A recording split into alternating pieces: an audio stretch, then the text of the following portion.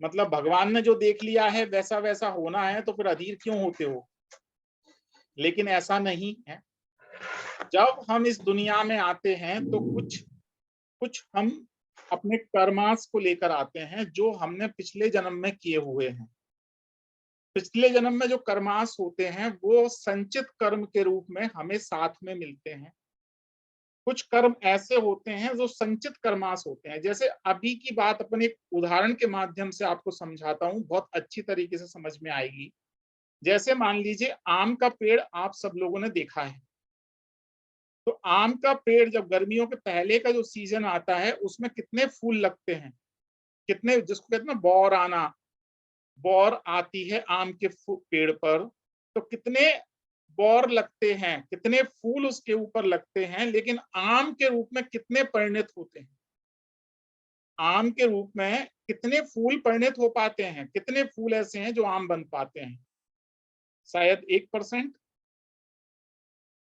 हमारा भी जिंदगी में क्षण प्रति क्षण ये कर्मास का जो चलता रहता है, ये कर्म हमारे जिंदगी से बंधते रहते हैं, लेकिन कुछ हमारे कर्मों के द्वारा झड़ते रहते हैं।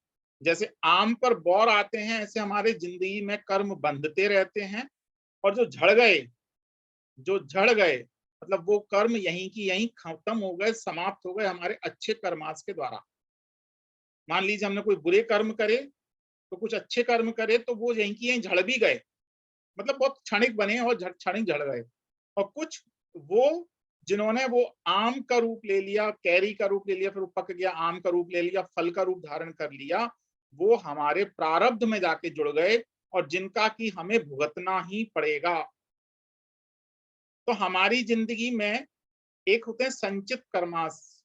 उन संचित कर्मास को हम जो लेकर आए हैं, उन संचित कर्मास को हम कुछ रेमेडीज के द्वारा, कुछ वैदिक उपायों के द्वारा, जो भी हम ट्रीटमेंट करते हैं उन सब के द्वारा उनको ठीक कर सकते हैं, कम कर सकते हैं। मान लीजिए कोई बहुत बुरा फल मुझे मिलने वाला था, तो मैं उसको वो छोटे में उसको खत्म कर सकता हूँ, उन उपायों के माध्यम से वो खत्म हो जाएंगे, ठीक हो जाएंगे।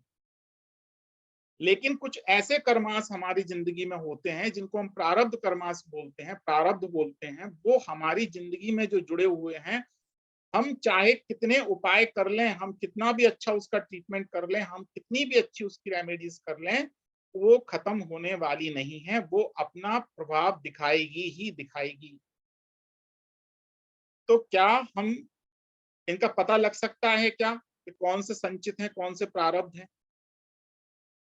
जैसे आपने लोगों ने देखा होगा कि बहुत सारे लोग होते हैं जो व्रत उपवास करते हैं, बहुत सारे लोग होते हैं किसी धर्म स्थल की तीर्थ यात्रा करते हैं, परिक्रमा करते हैं, नंगे पैर जाते हैं, खून निकल रहा है उनके पैरों से, लेकिन उसके बाद भी वो कुछ लोगों को आपने देखा होगा कि वो बिल्कुल लेटते हुए मतलब परिक्रमा करते हैं कई जगहों की। जैसे अगर आप लोगों ने वहां देखा हो, जो भी लोग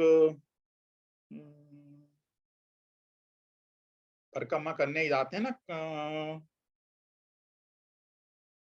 गिरिराज जी की परिक्रमा करने, उस समय वृंदावन, वहां वृंदावन 84 वृंदावन कोस गिरिराज जी में जाते हैं तो वो लोग लेट के परिक्रमा कर रहे होते हो।